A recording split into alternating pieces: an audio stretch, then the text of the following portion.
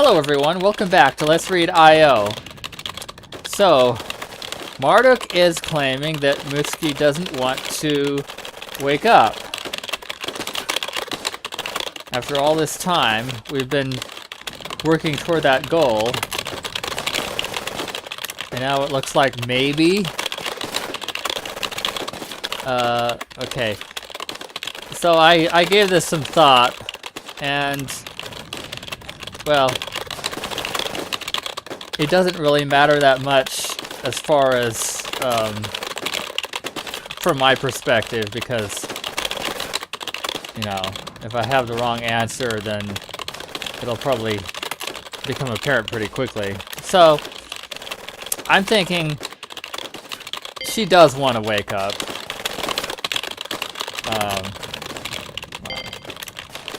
There we go.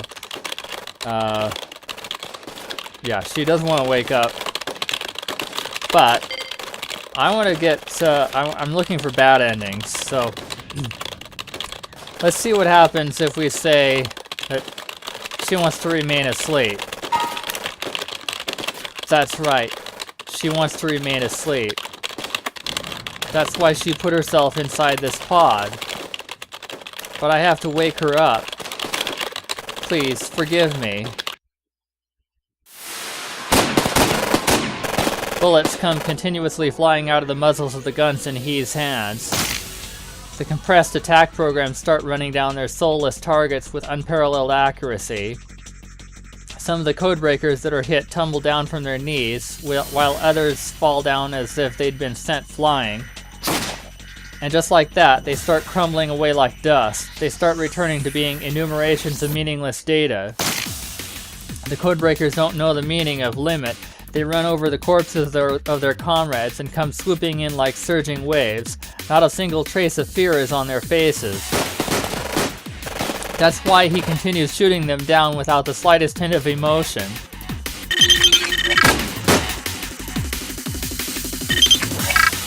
By the time they're hit, his search for his next enemy has already begun.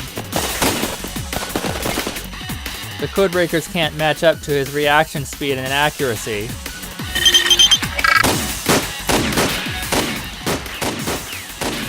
They have an overwhelming advantage in numbers, but when it comes to individual strength, he is clearly superior.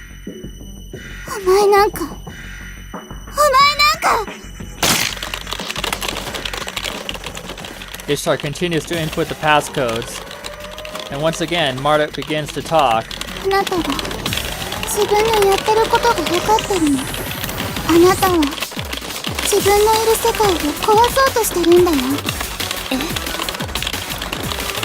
What was that? Don't tell me we're not shadows, are we?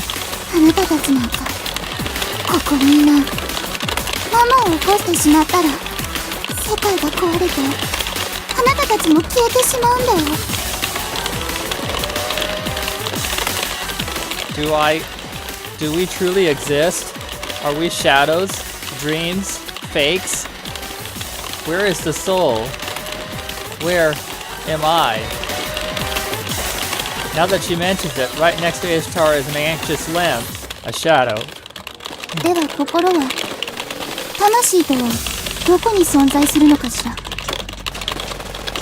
She remembers what Lem said back then. Ishtar shakes off her idle thoughts and smiles. No, is there any reason to hesitate here? We are.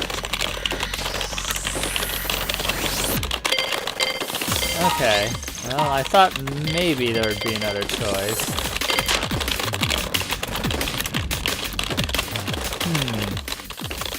Somewhere not here? Clearly the wrong answer. For all I know, my body may not be here. Then where is it? Where is the seat of the soul? The monitor reflects my anxious face. Are you still there behind me? Are you watching over me? My upper stratum self? I don't know where you are. That's not what's important. But I know one thing for sure. I feel your existence. Your warm rhythms of life. Ishtar finishes inputting the 9th passcode. On the other hand, He's endless battle to the death goes on and on. No matter how many he defeats, there's no sign of the number of enemies decreasing.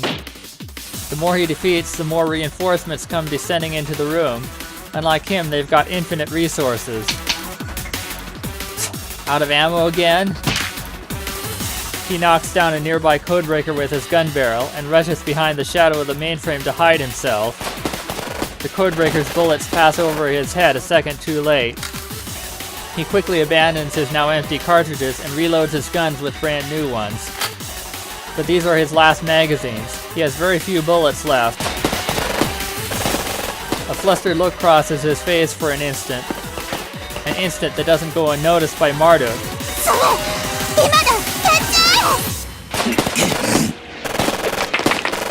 He jumps out from the mainframe and runs like a gale. Ah! He starts shooting down his enemies with the same ferocity of a god of war. Suddenly, what Nergal once told him rushes to his mind. そう。生と死は表裏一体だ。死があって生がある。生があって死がある。だがな、死を司るということは、死を生と切り離して、ごく純粋な概念として支配するということだ。だから死を生に持ち込んではいけないし、生を死に持ち込んではいけない。この意味がわかる。The black-suited men tumble down before him and turn into data trash, soulless puppets, but his form is reflected in those eyes. How many targets, no, people, does this make? How long will I have to continue this? He instantly bends his body and dodges it. A stinging pain assaults his cheeks. He turns around and fires his Desert Eagle. He slightly lifts his lips and laughs. He feels like he can understand Nergal's words just a little bit. Looks like I wasn't cut out to be a Grim Reaper. Bringing life into death and death into life is the pathetic fate of a fool. Ishtar tries to finish up inputting the final passcode. I am here, the code generated by this source. But just before she finishes typing... He's protective wall, which had been guarding the two of them up until now, is lost as if it had faded away. No way! Sensing the situation, several Codebreakers point their guns at Ishtar. It's too late. Is this the end? Ishtar shuts her eyes on reflex. It hit. Ishtar feels no pain. She opens her eyes. What fills her vision is the sight of Lem from behind, hovering with both arms spread wide. Her body is slowly shivering. Something trickles down, a dark red liquid. Lem? Chan? No way. Lem threw her body out to take the bullet.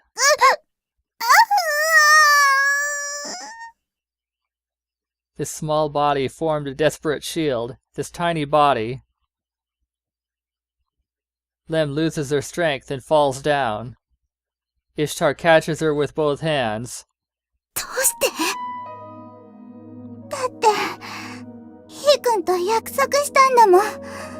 タルちゃんを守るって。ヒー君も、タルちゃんも、約束し合いっこしてるから、レムもちゃんと守らないと。それに、タルちゃんは、レムの大切なお友達だから。なんで邪魔するの？今まで可愛がってあげていたのに、なんでみんな裏切るの？どうして？どうして？ The Codebreaker that shot Lem falls to his knee in dejection and remains silent. 痛かった。でも、タルちゃんが助かってよかったよ。お願い。月を起こしてあげて。会いたがってる。お兄ちゃんに会いたがってる。殺してなんて言ってたけど、それは起こすのが無理だと思ってたから。でもタルちゃんとヒーくんならそれができる。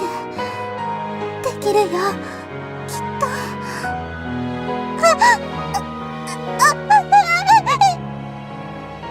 She begins convulsing. The light enveloping Lem's body begins to grow faint. お願い、もう喋らないで。もういいから、いいから。いいの。だってどのみちヘムはもう消えちゃうから。今のレムはマルちゃんとつながってるの。マルちゃんの中で動いてる肺王がレムの命の源なの。肺王はエニグマが動いてないと止まっちゃう。わかるよ。In other words, if Mutsuki is awoken, Enigma stops, and so does Io. そうなったらレムは今のレムじゃなくなる。全部忘れちゃうから。レムの中にある思い出が全部消えちゃうから。Lem's light threatens to go out any moment now. She's a shadow, so even if she dies, she'll revive given enough time. But when she revives, the Io system will already be lost. She'll be a different person. あのね、レムは死ぬんじゃない。消えるんじゃないよ。お引っ越しするだけなんだ。このバビロンからみんなの心の中へ。だから悲しまないで。そしてレムのことを忘れないで。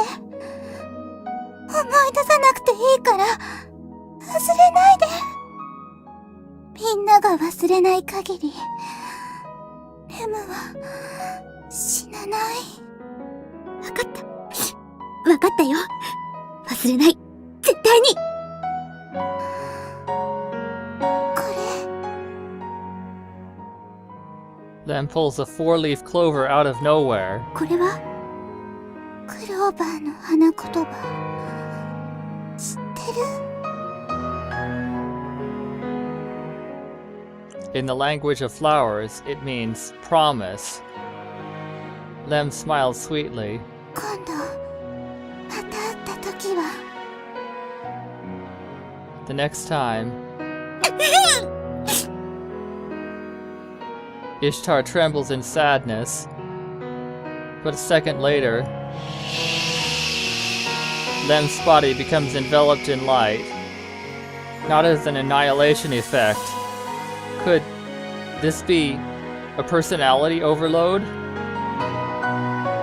When the light settles, Lem's wounds are completely healed. But something about the light in her eyes is different than before. Is this Lem not a Null, but an Una? 彼女は失われました。でも悲しんでいる時間はありません。もう間もなく月食が終わりを告げてしまいます。A worried glance at the time. The time is 4:02 a.m. The frozen time begins to move. He hears gunfire from behind. He twists his body and dodges in the nick of time, only to find reinforcements standing in his way right in front of him. He ran out of bullets a while ago. His means of dealing with them are limited. He raises the government in his right hand overhead and splits his opponent's chin. The next one's right beside him. Because he's fatigued, his reaction comes a second too late. His left hand is grazed by a 9mm bullet. The gun's grip gets slippery due to the sliminess of the blood, and so the Desert Eagle slips out of his left hand. A second later, Codebreakers rush up to him and seize his left and right sides. Are they trying to pin him down? He quickly takes out his stuck knuckles from his pocket, or his stun knuckles from his pocket, and knocks the assassin on his left off his feet with a backhand blow. The man is blown away as sparks scatter from him due to the destructive force of He's cyber arm and the custom-made stun knuckles. If he were a flesh and blood human, that would have been enough damage to cause instant death. Without time to take a breather, he swings the government to the right to hit his target, but misses. Is the enemy's reaction speed slowly increasing? Are they maturing? In front? By the time he notices, it's too late. He is hit in the face with an extendable baton. The extreme pain piercing his nose, the taste of iron spreading in his mouth. He reflexively unleashes a roundhouse kick, sending several Codebreakers that had gathered together flying. Behind. The lead bullet gouges out the flesh of his left leg. They're fast, so they really are slowly getting more powerful. He kicks off the floor, closes the distance all at once, and lets loose a strong hook through his stun knuckles. It's no use. No matter how you look at it, he's at a disadvantage. The result is clear.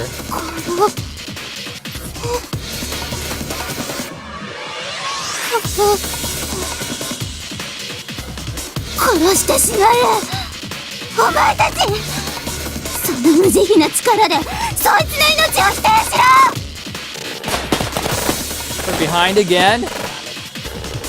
He tries to dodge, but there's intense pain in his left leg from that wound from earlier.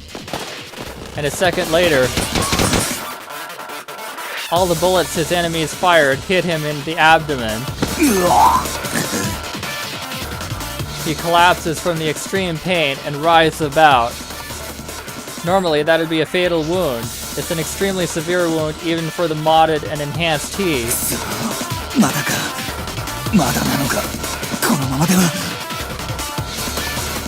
Alarms go off in his mind. At this rate, enemies come swooping down on He from all directions and hold him down in the blink of an eye.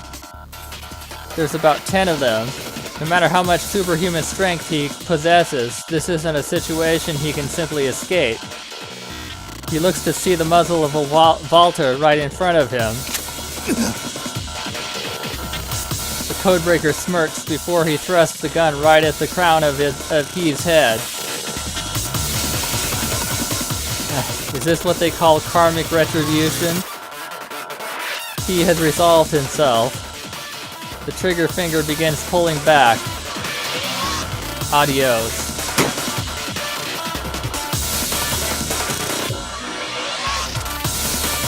That's strange. There's no pain nor impact. Am I already dead? Is death this slow? He faintly opens his eyes. When he does, he finds that every single last one of the immense crowd of Codebreakers has completely vanished. Impossible. He shakes his head, then sees Ishtar heading towards him. She's staggering over due to exhaustion, but it's clear that her gait is firm. A satisfied smile is on her face, the smile of someone who has accomplished a big job. Ishtar had input the final code and finally shut off Enigma. In other words, Io, which was maintaining the nulls, has shut down. She walks over to He's side, says that, and reaches her hand out to him. He gives Ishtar a light glare as he remains lying on the floor. He presents his right hand. He takes her hand. He gets back on his feet by borrowing his partner's strength. Enigma's lid has been thrown open. She's waking up. Both of them run over to the pod.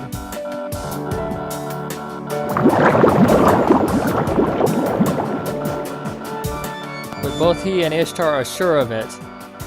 That she's probably Mutsuki. She turns towards them. し、は、こ、に、い、る、よ。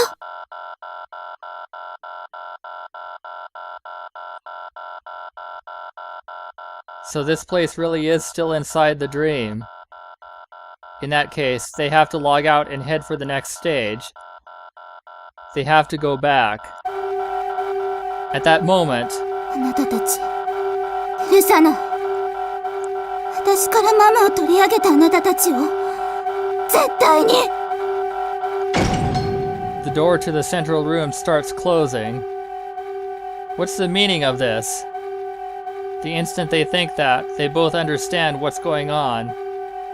The transfer, the logout didn't happen. No way. Are they trapped in here? もうここには誰もいない。私だけ一人ぼっち。だから、あなたたちを決して離さない。And then a sudden transfer occurs.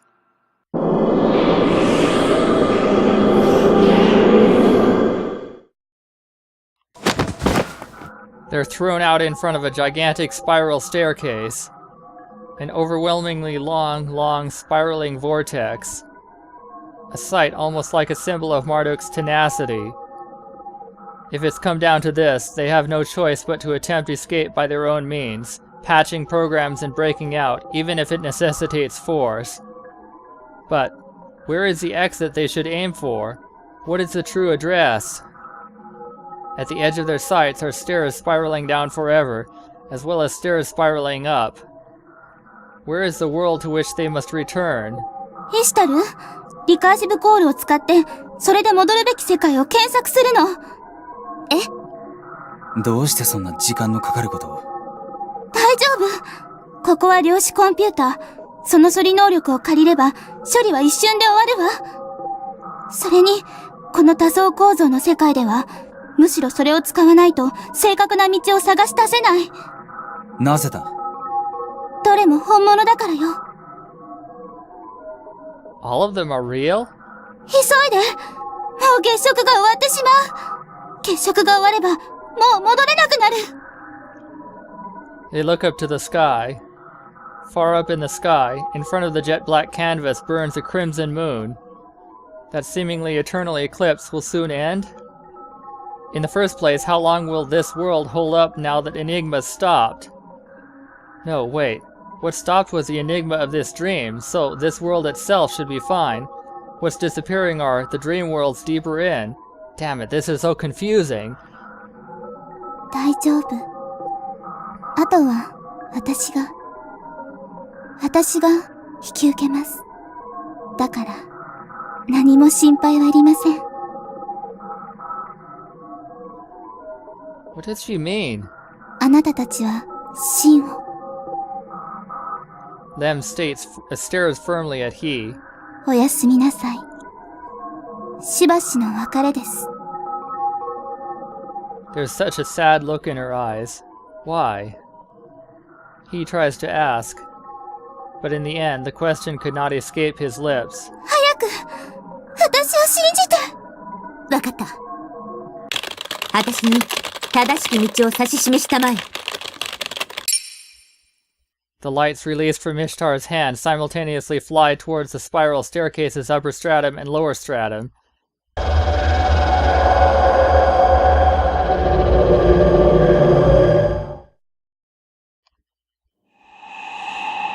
The light's luminosity gradually amplifies as they push their way in search of the exit.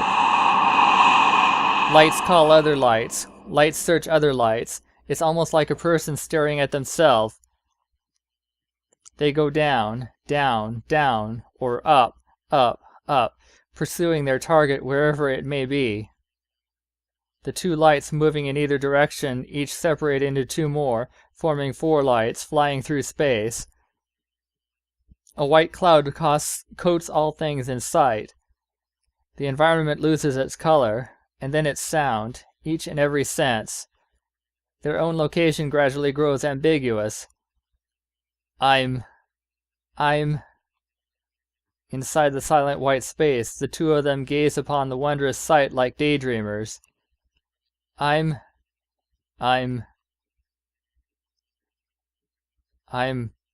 Where am I?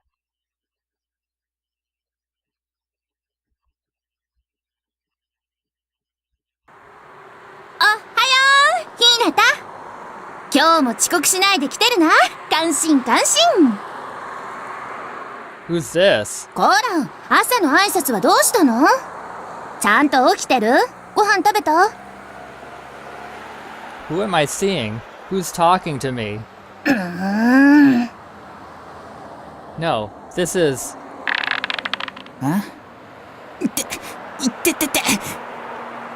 きてる起きてる。食べた食べた。頼むから耳引っ張るなよ。 This is my own... 僕は咲夜の息子じゃないし、咲夜は僕の母さんじゃない。は？当たり前じゃない、そんなの。I'm peeking at a dream within a dream again? I'm accessing a fake world? A replay of the past? I follow one step behind this exact recreation of my own actions. Like one silhouette at dusk that always follows behind them while copying their owner's moves. Why do we need to keep seeing our own pasts like this over and over and over again? Are we still diving deeper and deeper and deeper into the dream, searching for Mutsuki? Or are we climbing higher and higher and higher up into the dream, trying to find the exit? What now comes into sight is Hinata, who's absent-mindedly sitting on the sofa in the Aoi family's living room while holding his father's letter. 父さん。 Now then, were you trying not to see him, or trying not to talk to him? Which was it? Oh, it sounds familiar. What am I doing? To think I'd be commenting on my own past. Does that mean I still want to change this annoying past? Suddenly, Hinata turns around and looks this way. Naturally, he can't see the one staring at him. Although a dubious expression rises to his face, Hinata returns his gaze back forward. Nevertheless, when was it that he began to feel this gaze right behind him like this?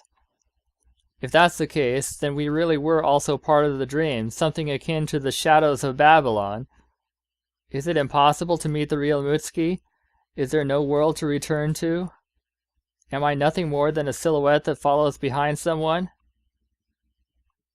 No. At that time, Ishtar also caught a glimpse of a scene from the past, at one portion of the multi-layered world. おかえりなさい、リーダー。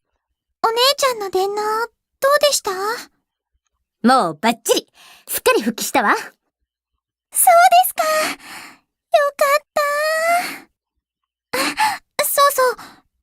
今、ネットで見つけたんですけど、ヒーが。さあ、電脳も治ったことだし、久しぶりに思いっきりダイブするぞ。ユミ、ちょっとパソコン貸して。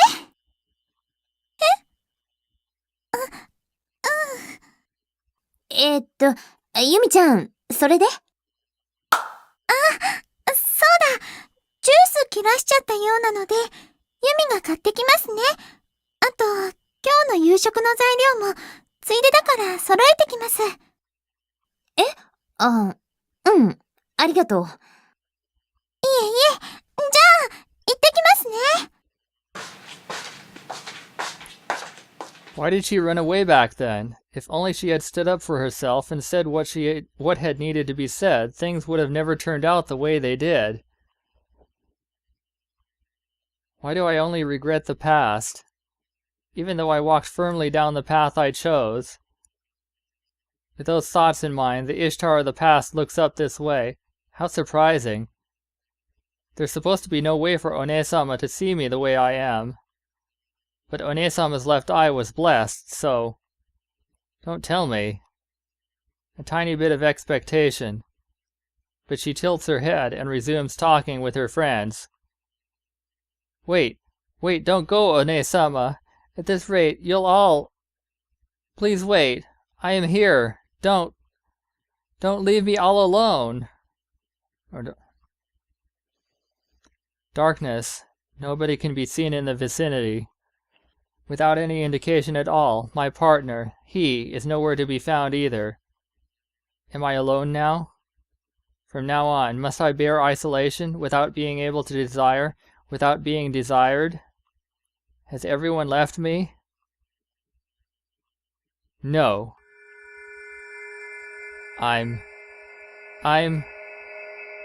They scream. It's a scream from the soul. I am right here. I'm me, no one else. I'm nobody's silhouette. That's why I'll meet Mutsuki and return to the original world. I want to see Mutsuki. I want to get closer to you. I want to see you one more time.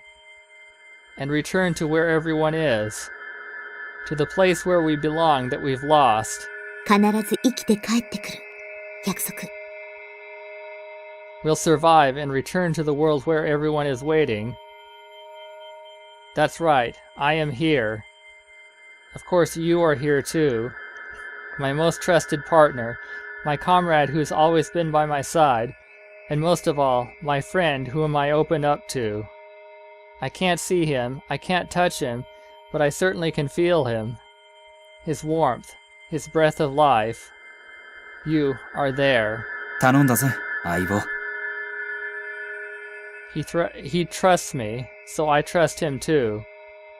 I believe to the very end, and accomplish what it is I must. The infinite worlds crossing each other one after the other, their fragments. Throughout their eternal cycle, he and Ishtar will strongly, deeply seek each other.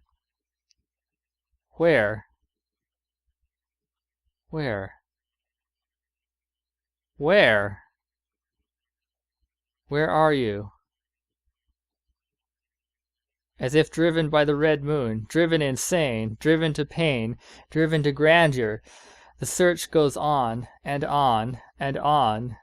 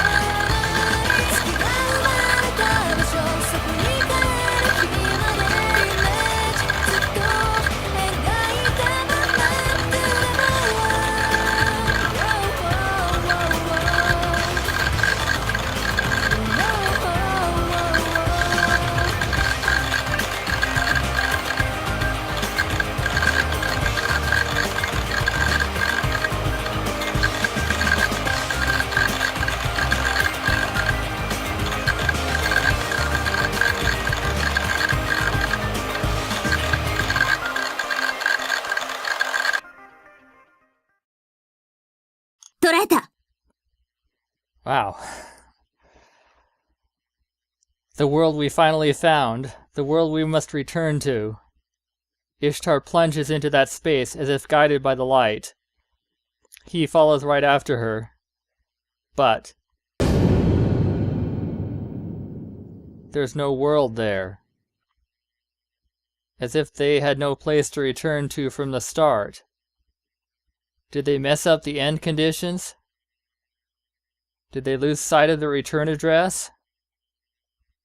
Or is this place a concept that doesn't exist?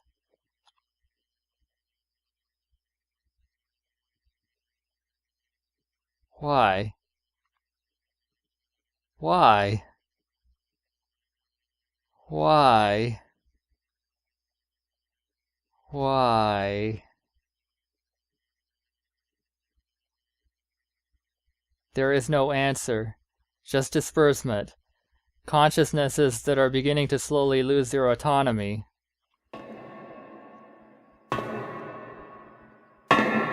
Even now, they are descending and ascending an endless spiral labyrinth.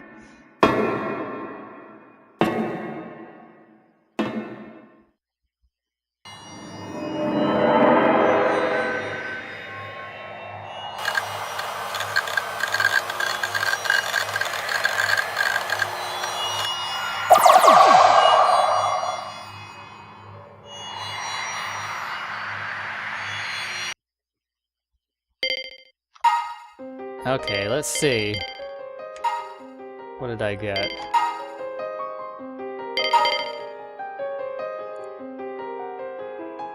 Got in 4. Infinite loop. Okay, yeah. So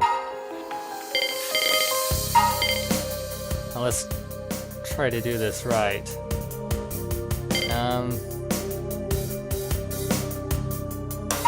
Yeah, I think actually I need to go back to this one. Mutsuki wants to wake up. That's right, she wants to wake up. That's why Hinata-kun was sent to that message. Almost hesitated for a second there. I believe in us.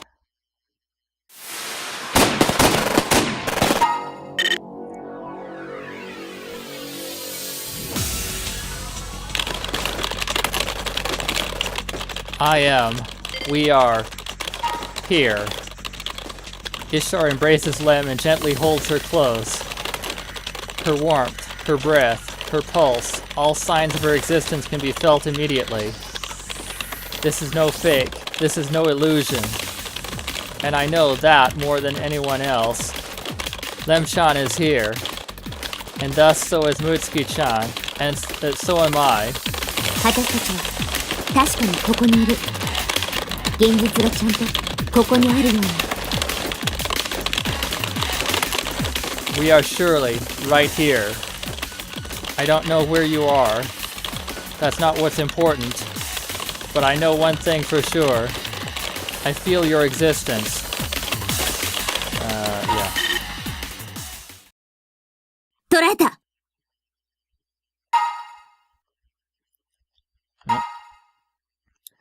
The world we finally found. The world we must return to.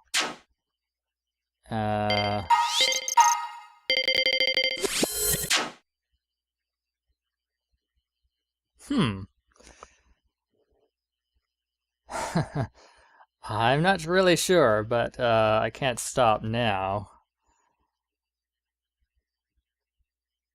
Let's say, is all of them. I'm... Yeah.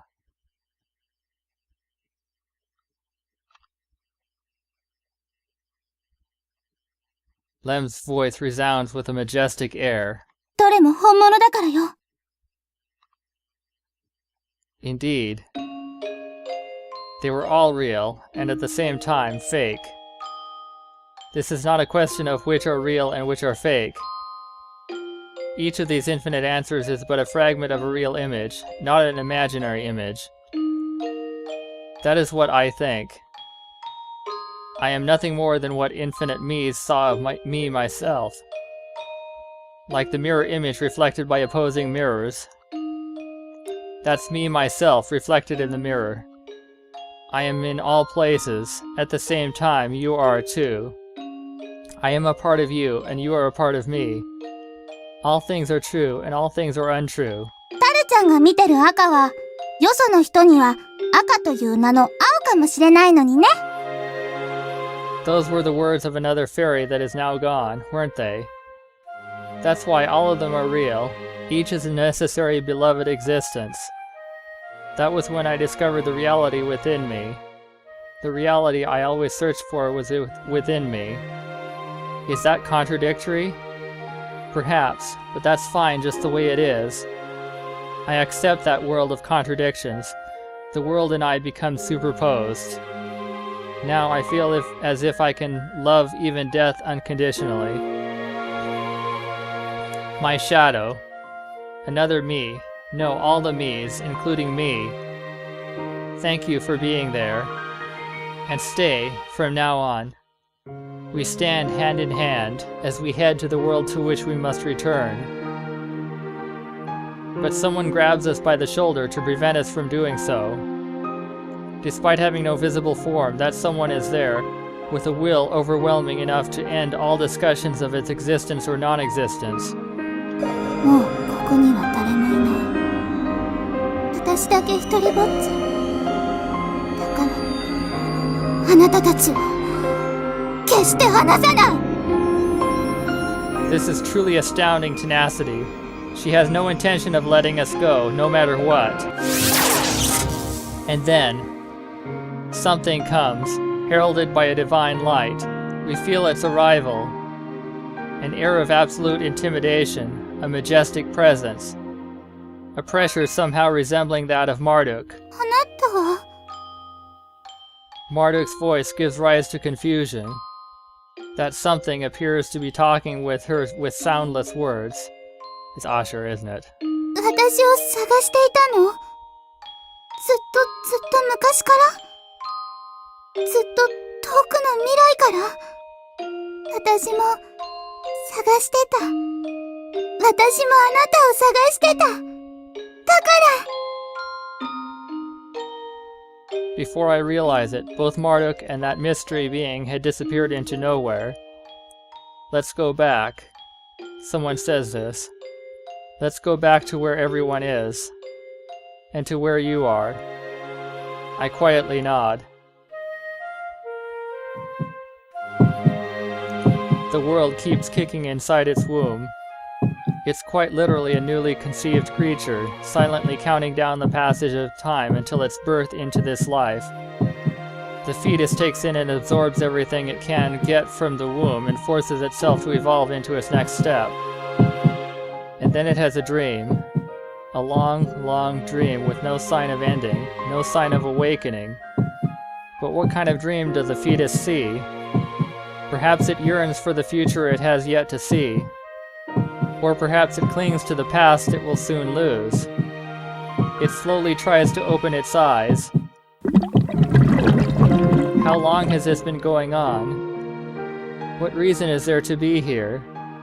Just where did this consciousness come from? In the distance of this dim, wavering field of vision, a staircase that depicts an infinite spiral can be seen. At its terminus is the moon, dyed a deep crimson. Oh, so that's it.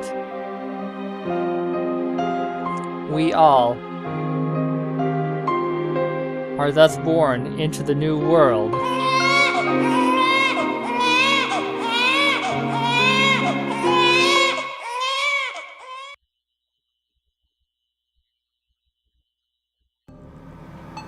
The image that fills my now opened eyes is the vital monitors displaying heart rates. I get up out of the Enigma pod I was in and survey my surroundings. This is where Mutsuki's sleeping, the core's central room. We're back, huh? That's what I think. The time is currently 5:31 a.m. Just like the night sky of that time, the total lunar eclipse is... No, it's different. The images being projected from the live camera show that the lunar eclipse has already ended and that it's a full moon again. Then what was I seeing up until a little while ago? Was everything that just happened events in Mutsuki's dream? Come to think of it, it's been 90 minutes since we entered the pods. That's one sleep cycle, the same amount of time it takes for a human to have a dream. Huh? Come to think of it, where's Yumi? She's nowhere to be seen. The pod she should have been in is empty. Yumi. I pull myself together and walk over to Enigma, where Mutsuki is sleeping. She's still sleeping peacefully even now. When I look at the terminal connected to Enigma, I see that the 10 passwords has already been input, and all that's left to do is press the enter key. There's no doubt that it was Yumi who did all that. Thank you. I express the gratitude in my heart that I feel for her, and press the key. A low-pitched sound bellows, and the pod opens. In the end, exactly how many times did we repeat the same things? There's not even any definite guarantee that this is actually reality. No, it doesn't matter how many times we repeated them. It doesn't matter if this is reality or not. I decided it, didn't I? That our reality is certainly right here. And so I say the words that I've repeated possibly several times, hundreds of times, thousands of times, millions of times, or possibly billions of times, once again. おはよう、ムツキ。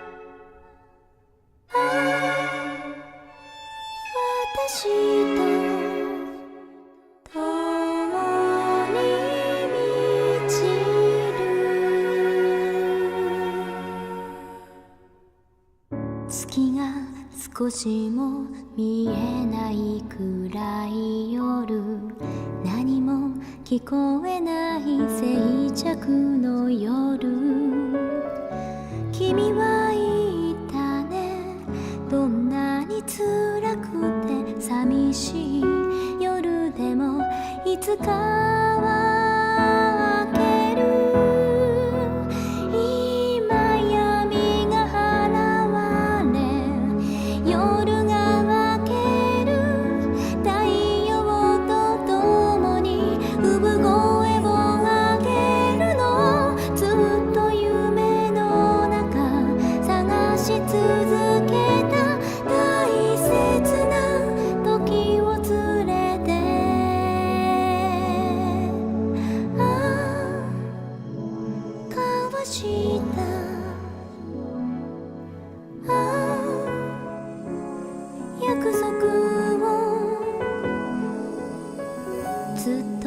信じて胸にしまっていた。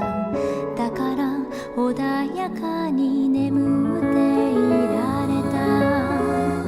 もし目覚めたらあなたに会えるとわずかな希望に全てを託した。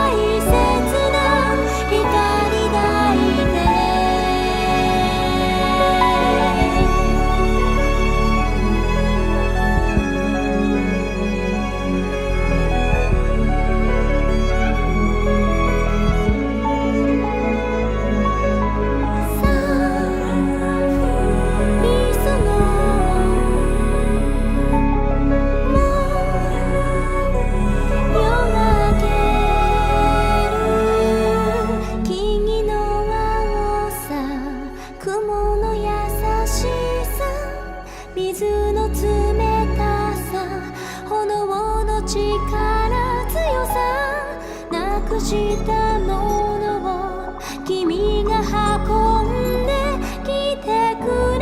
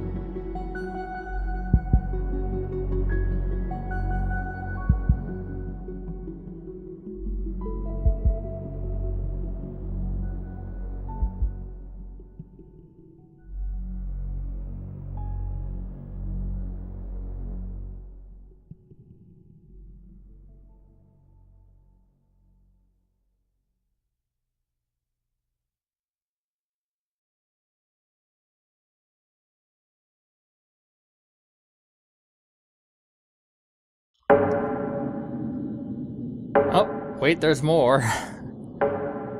Oh. Saturday, October 8th, 2033.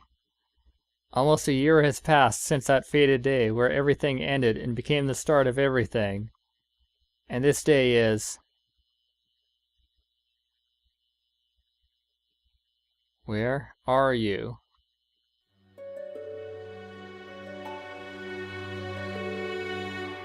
Under the slightly chilly October-autumn sky, I stroll by the riverside while casually keeping my hands in my pockets.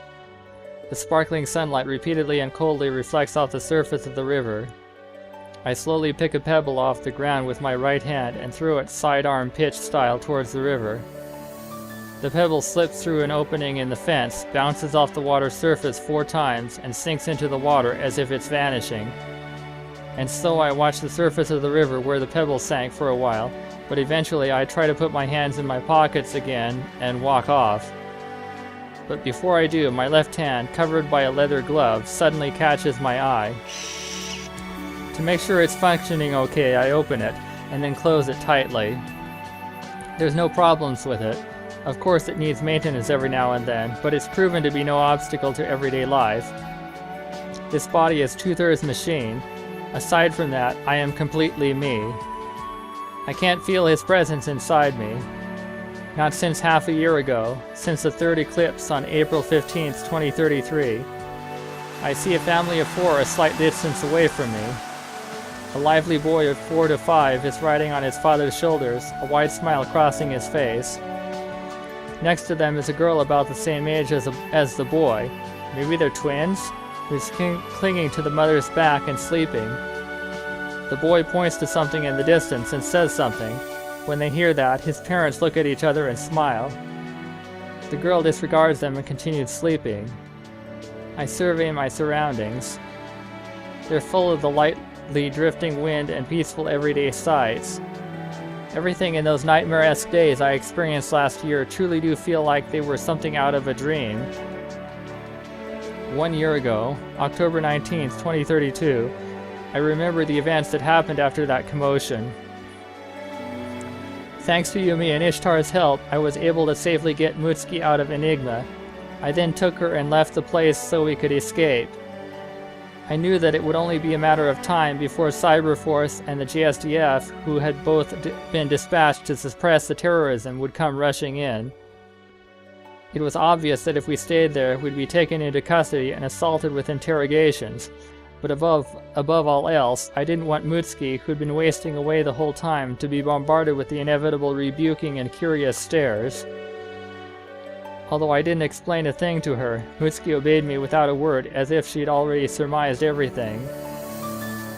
And so we quietly used a secret escape passage that those outside still didn't know about and successfully escaped the core.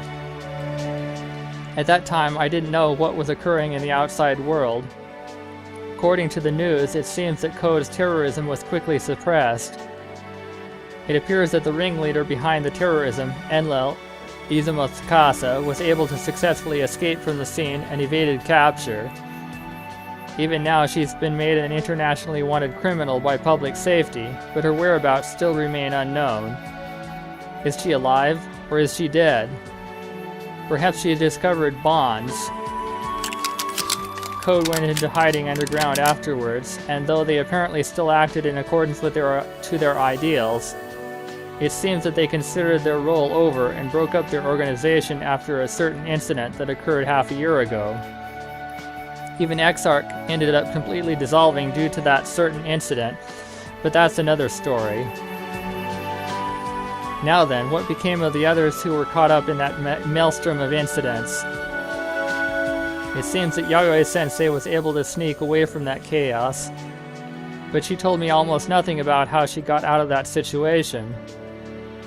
She just quoted Napoleon with that usual playing dumb tone of hers and said, "Listen up, boy. Impossible is a word to be found only in the dictionary of fools."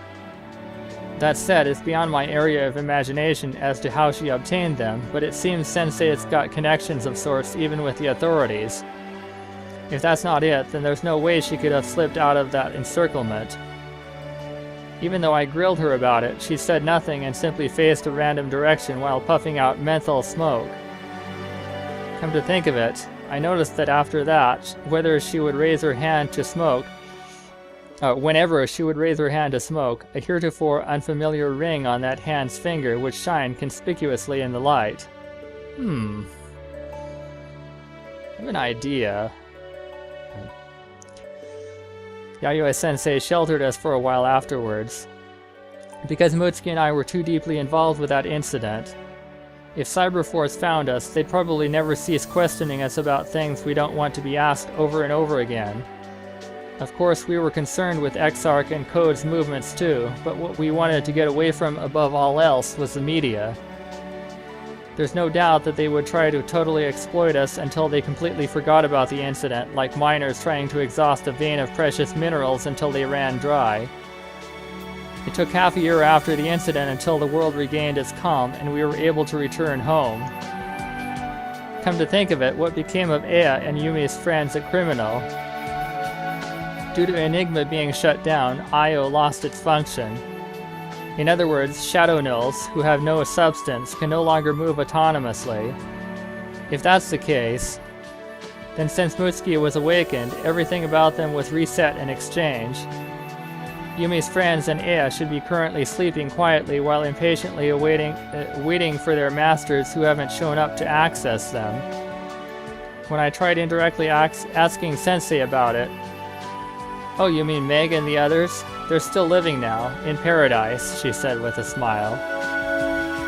In her hands was an empty exabyte crystal. I felt utterly confused. Paradise, I think that means Babylon, but what did she mean by living? Was it a symbolic meaning? Or are they existing as NPCs in Babylon, as automaton-like beings who just follow the same predetermined path length over and over again? Or is Io still functioning now by a different method, even with the loss of Enigma? No, but if for argument's sake the Shadow Nulls' autonomous actions have resumed, then what's happened to their memories? Do Yumi's friends and Ea, who were suddenly reset, remember the events of that day, even partially, or have they completely lost memory of them? Since I stopped diving into Babylon after that incident, I don't know the answer to that. I almost forgot to mention, but Babylon is still continuing to quietly exist underground. It became impossible for it to operate publicly after that incident, but it's been hid from general eyes through the net's confidentiality, and is only being managed by a select few volunteers. If I were to borrow Mutsuki's words, Babylon is like the rabbits on the moon. The users linked to the current Babylon are also composed only of people who understand all the circumstances. People don't want to misunderstand, but though that virtual world might have been one of the main causes linked to the tragedy, it was by no means the entire cause. And it's not like all the people who were connected to that virtual world were generally involved with that incident. You can't just assume that the people of Babylon equals terrorists. That incident was a very lamentable tragedy, so we must be careful to gather information so that it doesn't happen again. That's for certain. But simplifying the situation and participating in denouncing something and making it out to be the bad guy, generally that something bad guy tends to be a subculture that society finds difficult to understand. In an attempt to maintain the tranquility in our hearts, actions like that are mere folly that capture us in the illusion of morality play. And so ignoring reality like that could just cause a similar mistake to occur. They mustn't misunderstand. What they should be doing isn't pushing all the blame onto one party or intending to understand just by following a biased value system. That's just merely going with the flow without thinking for yourself. To a certain extent, that's a slow death. What one really needs to do is inspect all value systems and think seriously. Understand that which you don't understand, and keep maintaining the attitude of trying to understand. I know nothing, but when compared to the intellectuals of the world, I know that I know nothing. If I were to try to surpass them, then that's what it means to be self-conscious. We need to remember Socrates' words now. After that, I think you will discover the road to true understanding and resolution. And as long as you're thinking, foolishness is not something to forget either. Time to get back on topic. It was never revealed what happened to the quantum computer that was managing Babylon after that. At the very least, I don't know. Perhaps Mutsuki might know, or have an idea, but I couldn't bear to ask her about it. So I think I should just put it aside for now. Information is something that is naturally told to people who should know it. If someone not like that wants to know it at a time they're not meant to, then they need to pay the proper compensation or suitable reparations. Those were Nergal's words. Speaking of Nergal, he's still running that back alley shop of his. Thanks to that, he's able to help me out by continuously giving me periodic maintenance and the like.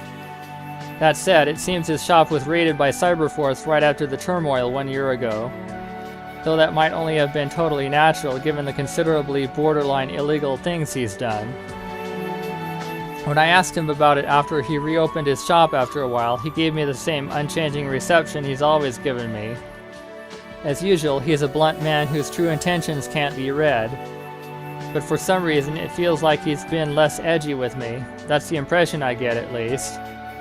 He's also gotten to the point where at times a lonely look will cross his face, and at other times he'll retreat into absent-minded thought. I wouldn't have thought either to be possible in the past. When I told him my thoughts, all he did was go, and give me the silent treatment. Before I knew it, Nergal had washed his hands clean of conducting illegal transactions.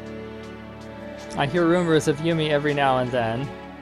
It seems she's also visited Nergal's shop too, probably because she also needs periodic maintenance. I've also heard stories of her from the proprietress of her favorite Monjiaki restaurant. I haven't seen Yumi since the day she vanished before me. No, to be accurate, I've met up with her once, a certain incident being the trigger. To tell the truth, I also know her contact address, and I briefly talked to her over the phone once when I had business with her. But that's it. If you ignore those 2 times, then you might as well say Yumi and I have cut off contact with each other and are staying that way. If I put an effort in trying to see her, I might be able to see her whenever, but I still can't gauge the distance between Yumi and I. Come to think of it, did Yumi go back to school? Kyoka Private Academy, which had been closed for a long time due to the influence of the incident, finally resumed lessons after 10 months of inaction. Of course, the management ranks were reformed, and now that Exarch's been dissolved, management has been passed over to a new sponsor. But fortunately, it seems most of the former teachers were retained. Only natural, of course, most of them were completely unrelated to that incident. And Yayoi-sensei also returned to her old post. Though she's repeatedly encouraged me to return to school, I just can't bring myself to do it. We have things we need to settle and things we need to think about. There's just way too many of them, so I don't have time to go to school. And besides, I'm not the Aoi Hinata of the family on the family register. Blah. And besides, I'm not the Aoi Hinata on the family registry anymore. Due to Cyberforce's arrangements, I'm a completely different person living a completely different life. I can no longer return to the time when I was Aoi Hinata, and above all else, I'm a bit scared of returning as well. So I haven't asked Yayoi-sensei at all about what happened at school. Finally, I'll talk a little bit about Mutsuki and I. Ever since then, the 2 of us have barely talked together about the past and the incident. That said, it's not like we don't talk at all. We exchanged normal words in our everyday lives, and have been maintaining fairly smooth communication between us. If anyone saw us, they'd think we were very close siblings. The 2.5 years up until now, since Mutsuki disappeared, have been a blank of time. If we're talking about the period we stopped talking to each other heart to heart, that was even longer. But the current us were able to break the deadlock of that blank in the blink of an eye. The reason why is because in the process of looking for Mutsuki, I learned a lot of things about her that I didn't know and was able to understand various things. After Mutsuki left home, she saw many things in a new light, and she also ended up learning about all sorts of things while she was asleep. The vast amounts of blank pages have almost completely filled up. By the time we reunited, we already knew about each other even more than that. There's been barely any need to specifically supplement that with words. And like that, we've lost our distant past and have regained a comfortable sense of distance. Those are the details of the events that occurred after that day. I lean against the riverside fence and casually gaze at the stream that's flowing from upriver to downriver while thinking about these sorts of things. By the way, as for why I'm recalling my memories like this, it's so I don't forget about her. The wind feels like it's getting colder. I move away from the fence and head towards the staircase leading up to the banks. After walking for a bit, I spot the family of four I saw earlier ahead of me. It seems that sleeping girl on her mother's back woke up when I wasn't paying attention. She's looking at the sky with a happy expression. Is something in the sky? There's a look of curiosity in her eyes, making it feel like she spotted a fairy flying in the sky or something. A fairy? I look up to the sky as if lured in. Ah, there really is something flying there. It's an everyday sight that I see. I can see a giant white blimp to the west. It's slowly moving from north to south. Is some company running some kind of campaign? All I see on the side of the blimp is a vibrant drawing of flowers. Neither the company name nor the product name or anything like it is written there. Suddenly, the picture of those flowers remind me of words filled with slight hope. Where are you?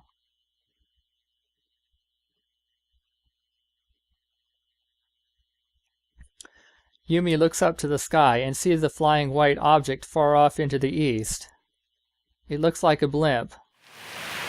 Judging by its distance and apparent size, it must be quite large.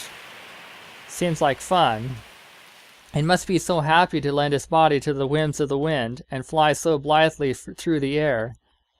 But Yumi has lots and lots she needs to do, tons of things she's got to think about. There's no time to daydream all day like a jellyfish drifting through the air. And thus, little by little, Yumi conformed to the precepts of adult self-awareness and felt a mysterious blend of feelings such as loneliness, suffering, and oddly enough, pride. Now Yumi takes a deep breath, straightens herself out for real this time, and focuses back on her mobile PC. Its screen displays a certain someone's notes, entrusted to Yumi by Yayoi-sensei. Yumi rereads the somewhat long text.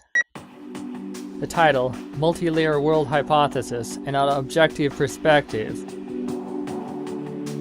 Perhaps you are familiar with the multi-layer world hypothesis, one of the deviant opinions among the many schools of thought in modern psychology regarding the concept of the world.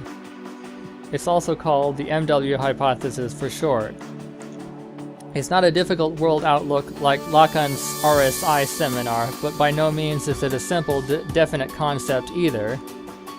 It is abstract concept through and through, and perhaps more psychological than philosophical in nature.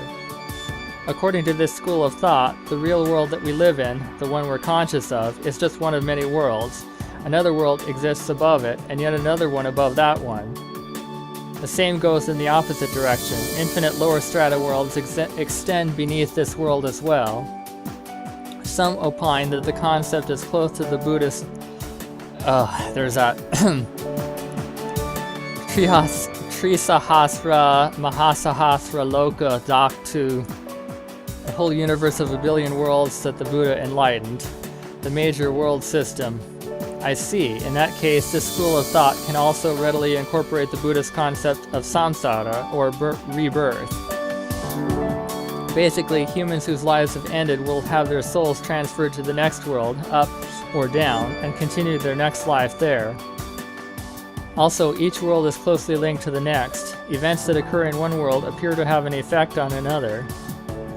For example, let's say that in World A, a meteorite impacts it by an astronomically small chance, upon which a lower or higher strata world closely linked to World A prime, also experiences a mostly similar meteorite strike with the same astronomically small chance. This may resemble determinism from philosophy, but it's slightly different. In determinism, the outcome of every event has already been determined by past events. If it rains this morning, then it'll be clear tomorrow, or something like that. But in the MW hypothesis, events are not determined by the accumulated past, but rather due to influences from other worlds. All in all, the outcome of events is indeterminable. However, circumstances repeat almost exactly, just like a reflection in a mirror. Perhaps that's one way to describe it. Each world resembles the next like twins. The individual affects the whole, and the whole affects the individual. They may seem disconnected, but they are connected by their roots. Perhaps I'm the only one who is reminded of Jung's collective unconscious here. That aside, ever since I've come to know this school of thought, my viewpoint in regards to the world has changed considerably. To put it simply, while society may adhere to common sense, to me, it's no more than one of many ways to perceive things. For example, we live in an age where heliocentrism is common sense, but there have been rare cases where some groups of children have been found to believe geocentrism. Can this be explained solely by a lack of education? Perhaps, in the reality as seen by those children, the Earth is the center and not the sun. However, because the reality clashes with the reality of humans surrounding them, it is deemed wrong, and the children's realities are perhaps warped to conform to the norm. This is quite an extreme example, but I cannot help but feel that there is more than one answer to everything. There are countless variations of human values, so why would it be strange for there to be countless realities? That is my opinion. Everything is completely true, 1, and simultaneously false, 0. It is impossible for only one thing to be fake and only one thing to be true. Each of the infinite answers is a fragment of the truth and not fiction. That is what I think. Another me gazes down from the world above us. Another me exists down in the world below us. No, to be more accurate, it's improper to use terms such as above and below. This is not something that can be expressed with three-dimensional coordinates. These worlds exist in a superposed state at the same time, like a quantum bit. The infinite me's, they might be myself, that becomes aware whenever I gaze at myself. Like the mirror image reflected by opposing mirrors. Humans can think about themselves. They are the rare organism that can stare at themselves. This is both the miracle that brought human development this far, as well as the forbidden fruit which has wrought tragedy.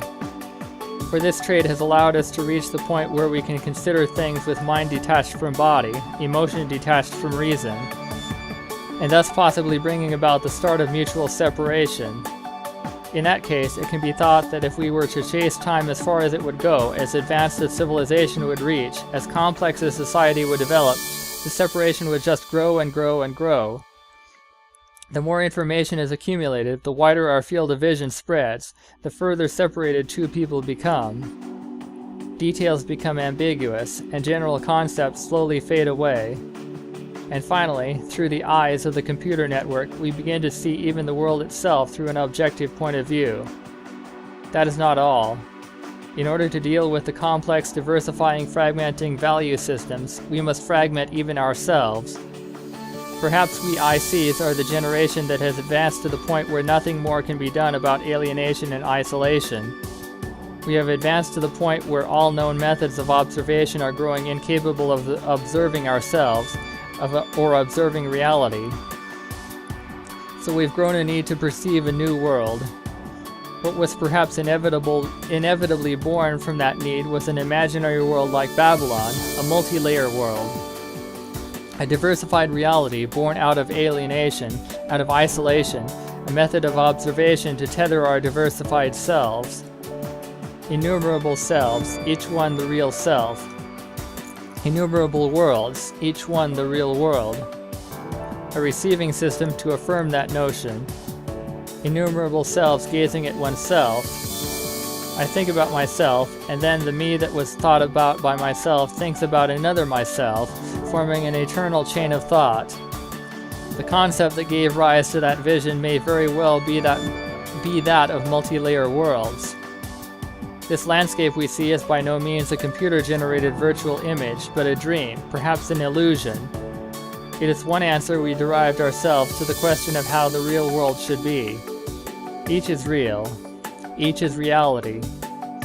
Each is me, myself. So, the imaginary world Babylon is yet another reality. One's shadow in Babylon is another side of one's true self. Naturally, real space is certainly reality as well. I do not deny the real. I do not deny the body of flesh and blood. At the same time, I do not deny the virtual. I do not deny the shadow of bits and bytes. Because denying the shadow one casts is to deny oneself. I, alongside Miss Anu and Miss Enlil, created Babylon in order to tether our alienated, isolated selves. But perhaps we were a little too early, and our system too immature, and thus perhaps that is why we were led, used, and thrown away by Exarch. Miss Enlil, who did not notice their true intent, seems to be taking out her frustration on reality. Or perhaps her greatest tragedy was knowing what was going on intuitively, but not being able to fully understand it. And that I too had come to despair at the cruelty of reality and temporarily left Babylon. But as I came into contact with the MW hypothesis, hope was born anew. That perhaps we could start over. The catalyst was when I received a private message from Miss Enlil, with whom I had not been in contact for a while. I had already thought her to be beyond understanding. The perpetrator who corrupted paradise into a lion's den of decadence and pleasure. Can she be healed? Can her fanatical thoughts be cured? Is it possible to do that without denying Miss Enlil's ideology? To do that to her, one who walked down the path of carnage would without a doubt be seen as an insult of the highest order. She may very well kill me, but that is fine. For if nobody casts the first stone, Miss Enlil may one day destroy the world in its entirety. And besides, in the event it goes smoothly, next is Miss Anu. If we could go back once more to those fulfilling days of world management, to be on the safe side, I've decided to leave my Shadow Null in Babylon. On the off chance that I cannot bring a halt to Miss Enlil's rampage, I am sure my shadow will search for the most proper method and defend the world, even if it means to kill without hesitation. It's very unsettling, but we should request Exarch's cooperation as well. Mr. Nabu is currently with Exarch, after all. I will leak to them the danger of Edoc's true form, code, and get them to use force when necessary. One more thing. If I tell the Shadows and Exarch about the quantum computers, it is a little concerning, but Marduk's surviving consciousness has the potential to pose a threat to the world. We need to keep our guard up. My wish is for the preservation of the world. For watching over the world is my true joy. And finally, I will show my respect for Father's book that gave me the chance to restore hope. My gratitude for Father himself. If Father had not written that book, I would likely be writhing in the darkness of the abyss even now. April 26, 2031. I look up the author of the multi-layer world hypothesis. Before long, the screen displays psychology professor Watatsumi Kaiji. Ah. So, that is her father. Apparently, he was a leading psychologist in IC research. Subsequently, he announced his novel, Personal Opinion, that he concluded through the course of research. Due to the eccentricity of his theory, he was shunned from the scientific society, and later died a natural death in despair, is what came up. Yumi finishes reading and gazes at the sky, reflecting on her thoughts for the umpteenth time. Why exactly did she write this when she was alive? What was her intent? The wind feels like it's getting colder. Yumi closes her mobile PC screen, still unable to gather her thoughts. Yumi plans to drop by the infirmary and repay Sensei. But at that moment, that very same blimp comes into view once more. It's quite unsettling for some reason. Yeah, I had a something up with that. Yumi zooms in with her cyber eye. The giant white blimp flying in the east becomes clearly visible in no time flat. It's slowly traveling from north to south. On the side of the blimp is a painting of a certain flower. A flower Yumi has associated with several words filled with hope. Where are you?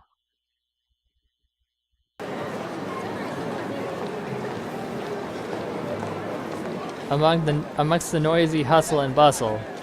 Although I'm being tossed around by the jostle, I manage to stand my ground somehow, like a leaf that's fluttered down into a muddy stream. It's strange, but why does everyone want to gather in one place like this iron sand that's drawn to a magnet? Even though it's inefficient and uncomfortable, no matter how you think about it. The most troubling part is passing other people. Someone right ahead of you is coming from the exact same direction. If you keep going straight, you'll hit them, so you dodge to the side, but the other person moves to the same side as well. Oh, I'm sorry, you'll mutter that and move to the opposite side. When you do, the other person moves in the same direction. And you move to the opposite side yet again. The other person also moves in that direction. Move to the opposite side. So does the other person. Move to the opposite side. So does the other person. Ugh, cut it out already.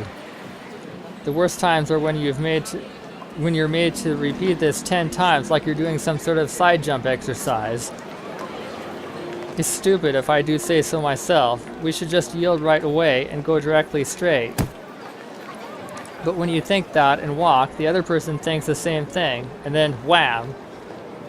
Mutual understanding sure is difficult. Well, that's that. It's just a minor grievance. I don't intend to comment on other people's value systems. After all, I myself am an eccentric of sorts. Lately, I've been trying to go out into the city on my own discretion. It's not like I'm going because I have a specific destination. It's always just random strolling, as well as a chance to observe the people around me. Whenever I get tired of walking, I enter a coffee shop or cafe that catches my eye and rest. These idle strolls have almost become a daily routine of sorts. Oni-chan accompanied me at first, but nowadays I've reached the point where I can do it on my own with no trouble. Not even I know the reason why I started doing this. Did I intend it as rehab for returning to the real world? Was it in order to satisfy my curiosity? Or did I subconsciously have a more refined goal for doing so? Or maybe I'm searching for her. I take out the rosary that was hidden in my clothes and gently touch it. The world is darkening, but the city starts shining with vivid neon in an inverse proportion to that, and the traffic of cars and people grows more intense, causing one to even feel a somewhat excited impression. After a little while, I feel thirsty and hungry. I feel like resting somewhere. Now then, what to do? I don't see any restaurants nearby that I want to drop by. Well, that place looks like it'll do. With not much of a choice, I decide to go to a nearby coffee shop. The restaurant is really packed. I get in the long line, and after waiting for a long time, I finally buy a potato salad, sandwich, and coffee.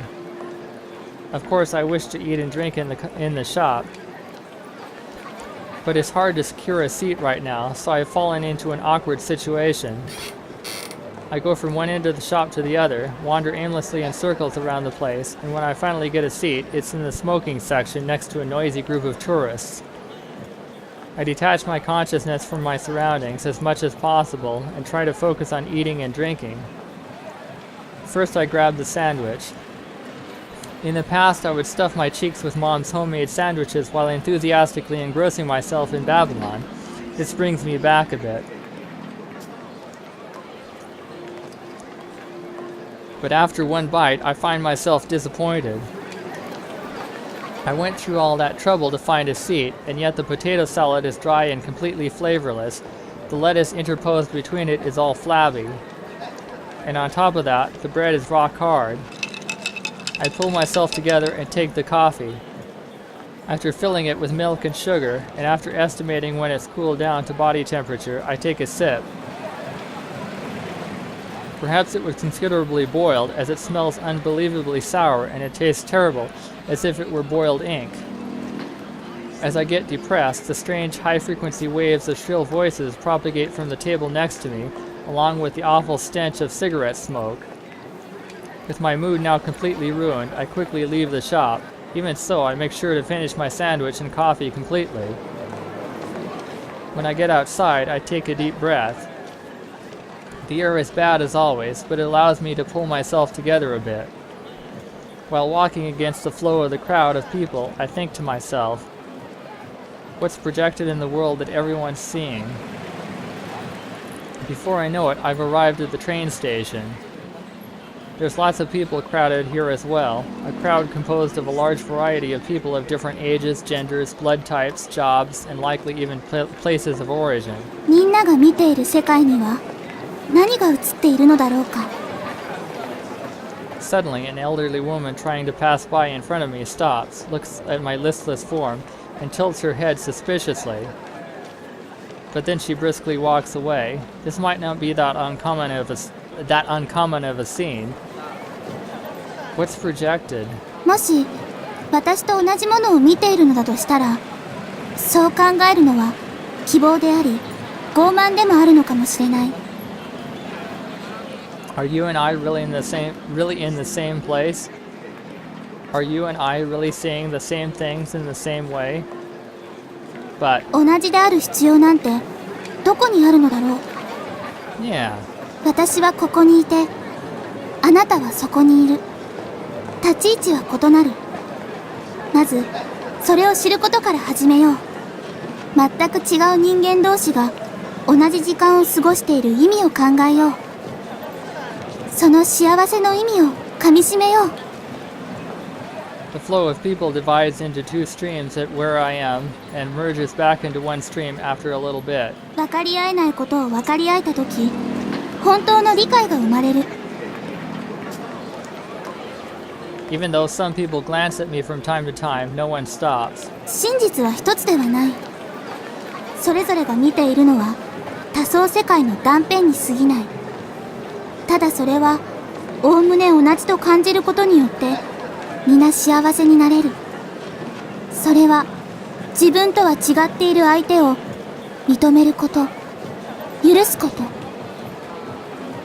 Just before I awoke from Enigma, I reached an epiphany about a certain truth. First, come to mutually understand things that you don't mutually understand. True empathy is born from there. Is my voice reaching someone? Is someone looking at me? Suddenly, I get a craving for that fried jellyfish they serve at jellyfish stands. Suigetsu, water and moon. Japanese word made up of the kanji for water and moon. A pure, innocent personality. Another name for jellyfish, called so because they resemble the surface of the moon swaying on the water's surface. A food stand that sells jellyfish. They also sell takoyaki, grilled octopus, and ikeyaki, grilled squid. A park located near Kocho. Its official name is Suigetsu Park. There is a large pond there that looks beautiful when the moon is reflected off of it. I know. I'll go buy some on my way back to give Oni-chan as souvenir. While thinking that, a white object flying in the sky floats in the corner of my field of vision. It's a blimp. A giant white blimp in the east, floating like a jellyfish. On the side of the blimp is a painting of a certain flower. I feel the texture of my rosary. I gaze at the blimp for a while, and then I ask myself a question this time. みんなが見ている世界には何が映っているのだろうか。 Where are you?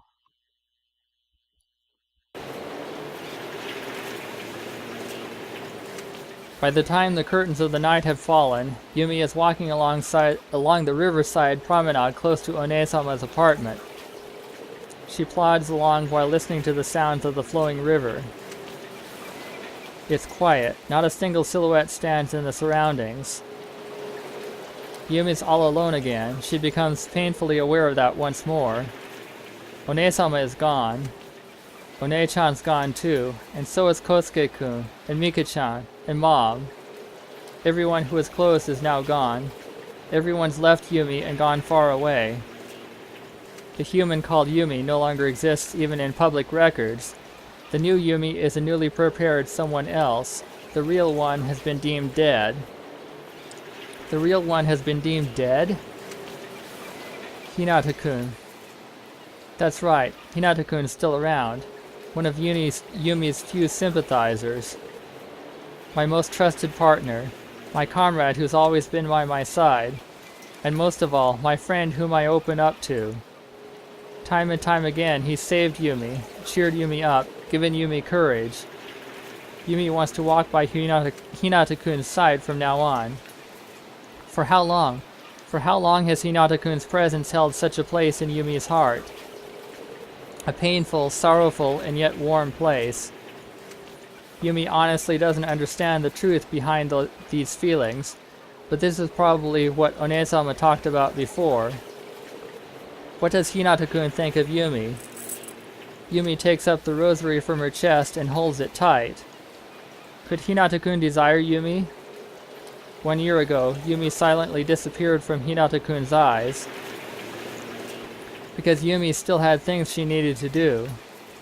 And half a year later, after Yumi had safely completed her mission, she became alone in the truest sense.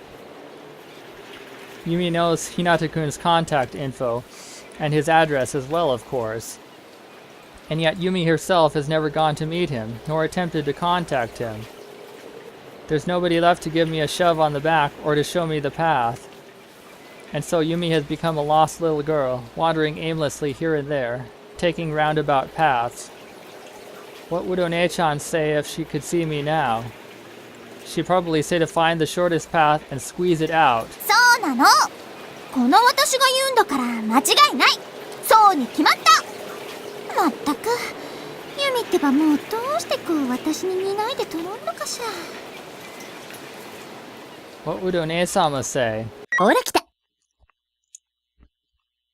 Eh? 無限ループに見えてたのは、計算に時間がかかりすぎてたからなんですね。When was that? ほら繋がった。ユミと私が繋がった。Yumi suddenly starts running, as if driven by something. It might be a roundabout path, but still. Is there anything wrong with that? Even if it is roundabout. I suddenly stop in front of Onesama's apartment complex and look up to the night sky. I see the white blimp from this afternoon in the western skies. Eh? Isn't it late? Lit up by lights installed inside the hull, the blimp's visual impact is amplified now compared to the daytime. It's like a soft, shining jellyfish floating northward. The flower illustration on the side of the hull shines with a phantasmal light. A field of flourishing white clovers, a carpet of trifolium repens. The words Yumi associated back then, the trifolium repens meanings in the language of flowers. Promise, think of me, remember. Promise, remember. そして、レムのことを忘れないで。思い出さなくていいから、忘れないで。みんなが忘れない限り、レムは死なない。Yeah, I won't forget. I could never forget you. I take the pressed four-leaf clover out of my pocket. Never forget. Promise. はい。ぜひそうしてください。いつまでも、ユミの友達でいてくださいね。うん。ずっと友達だ。僕とユミは。指切り剣マン、嘘ついたら針千本のます。Yumi nods once and carefully puts away the clover. She then gets up and walks toward her target address at her own pace. Yumi is here. The shortest path to reduce mutual distance to the smallest value, to reach mutual understanding. To obtain that shortest path may perhaps take a great length of time. And that's why Yumi and friends must endure and overcome all trials and tribulations that come our way until then.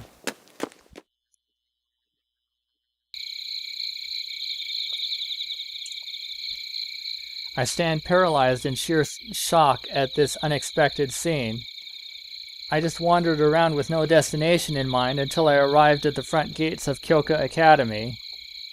And when I casually looked up to the night sky, I saw...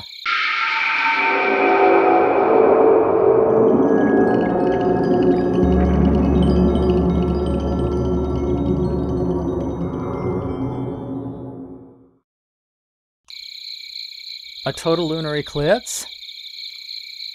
What's going on?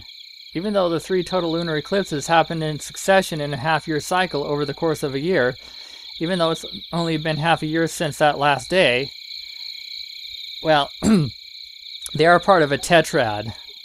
I checked on that. And there's a 4th total lunar eclipse at this time. So... not surprising to me. Anyway. Huh? Half-year cycle? Only half a year passing? Wait. To confirm my hunch, I connect my biocomputer to the net and search. Of course, my search target is the Saros cycle.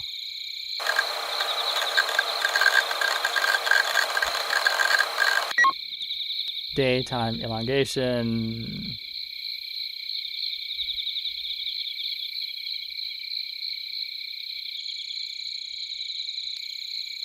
Yep.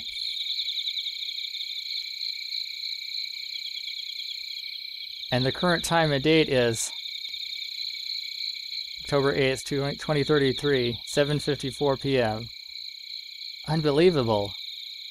To think that 4 total lunar eclipses would actually occur over the course of a year and a half, and that they all could be observed in Japan. Actually, it's not that unusual. I instinctively turn my gaze to the eastern skies to avert my eyes. Oh? There's a white floating oval sphere in the darkness of the night. Of course, it's not a star. It's that white blimp I saw during the day. I casually zoom in my field of vision. I then understand that the reason I can see it even in this darkness is because the lights installed inside the blimp have been lit up. The way it floats as it heads north makes it look like a squashed full moon. The flower illustration on the side of the hull shines with a phantasmal light. Pink clovers that have vividly blossomed in a field. It's a field of red clovers. I remember the words I was reminded of at that time, the meaning of the red clover in flower language. Liveliness, abundant love, remember. Liveliness, remember. クローバーの花言葉知ってる？ハロー！ Lem! I turn around as fast as I can, but there's nobody to be seen. There's no way she's there. After all, she's already... そうだよ。お兄ちゃん忘れちゃったの？ No, I haven't forgotten. That's not it. こっちこっち！ This way? It feels like I hear the voice coming from the school building. Have I been bewitched by fairy magic? I walk towards the school buildings as I am guided by the auditory hallucinations. The main gate is firmly shut, but it's no big deal. I jump very high up and easily get over the gate. Oh. Quite the athlete, I guess. Impossible is a word to be found only in the Dictionary of Fools. ヒーくん、こっちだよ！ Don't call me by that name. I connect my biocomputer to the school's security system and reset the alarm devices. I then unlock the entrance in the blink of an eye. I walk into the school to chase after Lem's voice.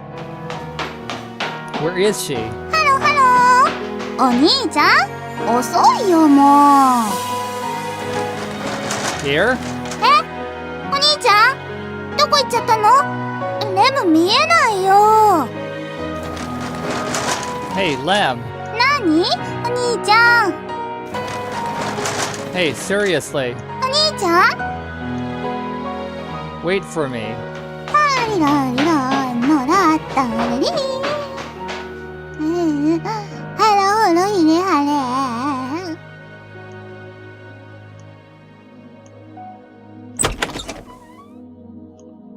Before long, I realized that I've searched the whole school and have ended up on the roof.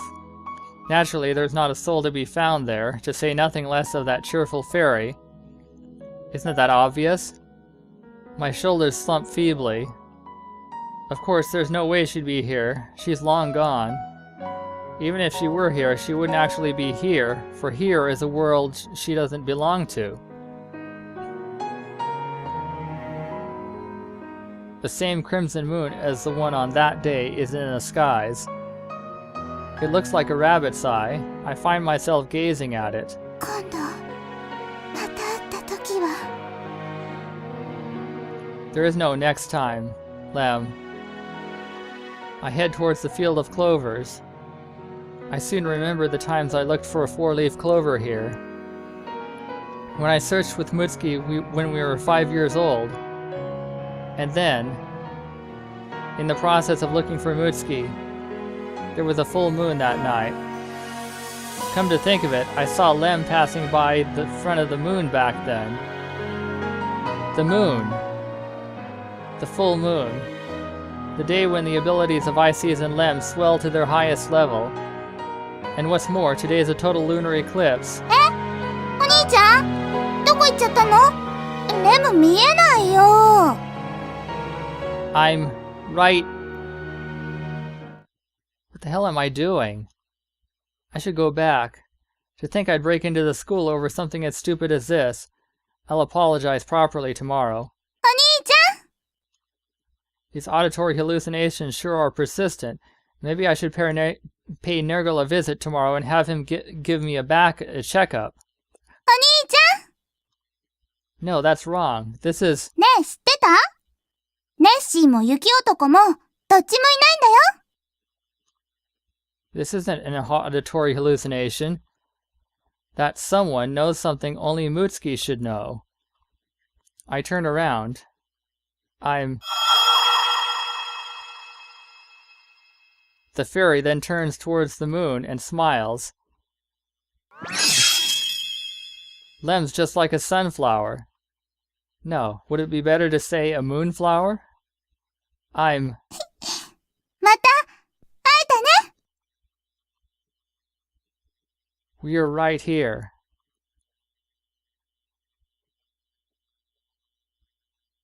Ha ha ha. Cute.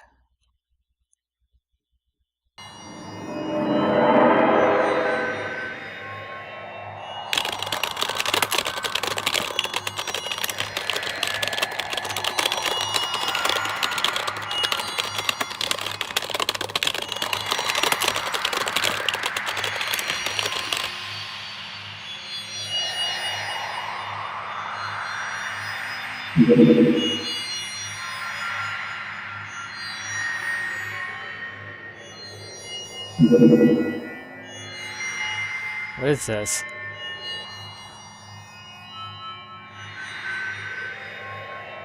Log out?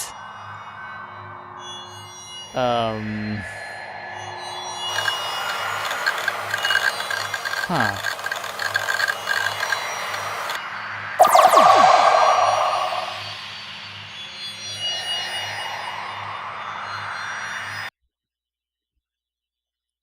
New illustration. Promotional poster illustration.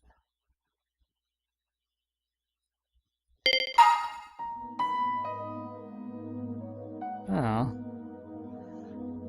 Yeah, so I was a little bit spoiled on this. Well,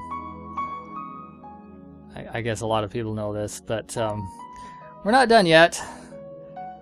There are 4 more routes. A prime, B prime, C prime, D prime. Yeah. Now let's see. Oh.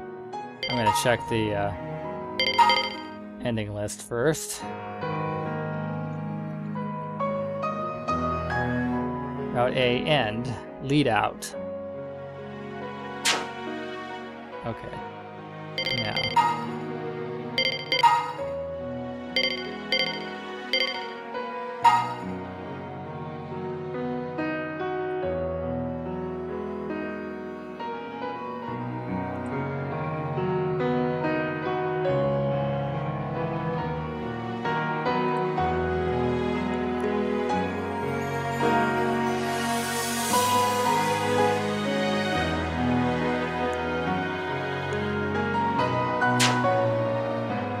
Well then,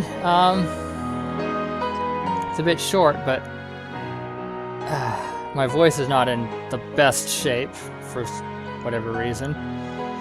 So I'm gonna stop here for now, and next time we'll go on. So until then, goodbye.